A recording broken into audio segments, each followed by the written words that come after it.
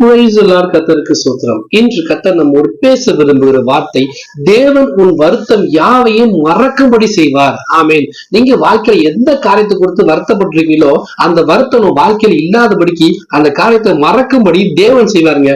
வேதத்துல யாருக்கு இப்படி நடந்து பாத்தீங்கன்னா யோசேப்பு சொப்பனம் கண்டதுல இருந்து அவனோட வருத்தம் பாத்தீங்கன்னா எவ்வளவோ பாடுகள், எவ்வளவோ உபத்திரவங்கள், கூட போற சகோதரர்களே பாத்தீங்கன்னா குடியில போட்டாங்க, நிர்வாணமாக்கி அடிமையா வித்தாங்க.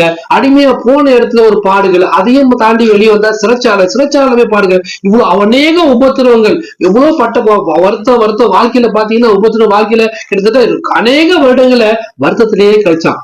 ஆனா அவன் என்ன பண்றான், கர்த்தரோட நேரம் வந்தது, தேவனோட தேசத்துக்கே அதிபதியாய் மாத்தி அவனுக்கு ஒரு திருமணத்தை பண்ணி குழந்தைகளை கொடுக்குறாரு. அப்ப அவன் சொல்றான், என் தேவனின் வருத்தம் யாவையும் மறக்கும்படி செய்யறான்னு சொல்லி குழந்தைக்கு பேர் வைக்கிறாங்க. அந்த தேவன் இன்றைக்கு உருவோடு இருக்காரு.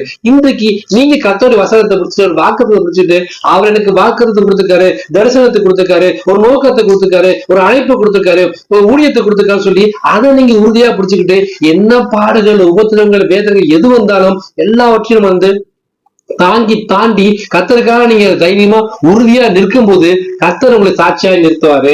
என்ன சொல்லுவீங்களா, நீங்க சாட்சியா சொல்லுவீங்க, எனக்கு தேவனின் வருத்தம் யாவையும் மறக்கும்படி செய்தா சொல்லி கர்த்தர் உங்களுக்கு கர்த்தருடைய சாட்சியா நிறுத்துவாரு. இஸ்ரேல் ஜனங்களை கர்த்தர் சொல்லுன்னா, நான் சீயோனை சிறப்பு திரும்பும் போது சொப்பன காலங்களை போல இருந்தோம் சொல்றாருங்க. ஏன்னா நமக்கு இவ்வளவு வேதனை இருந்துச்சா, இவ்வளவு பாடுகள் இருந்துச்சா, இவ்வளவு உபத்திரம் இருந்துச்சா சொல்லி மறந்தே போயிருவோமா, அந்த அளவுக்கு கர்த்தர் ஆசை வைக்கப்படுறாங்க. விசுவாசோட காத்துருங்க. இன்னைக்கு நீங்க சந்தித்துக் கொண்டிருக்கிற பிரச்சனைகள், உபத்திரங்கள், தனிமைகள், போராட்டங்கள் எல்லாவற்றையும் கர்த்தர் மறக்கும்படி செய்து புதிய ஆசீர்வாதத்தை, புதிய துவக்கத்தை கர்த்தர் பரத்திலிருந்து கொடுத்து உங்களை ஆசீர்வதிக்கப்படுறாரு. விசுவாசம் பெற்றுக் கொள்ளுங்கள். ஆமென். God bless you.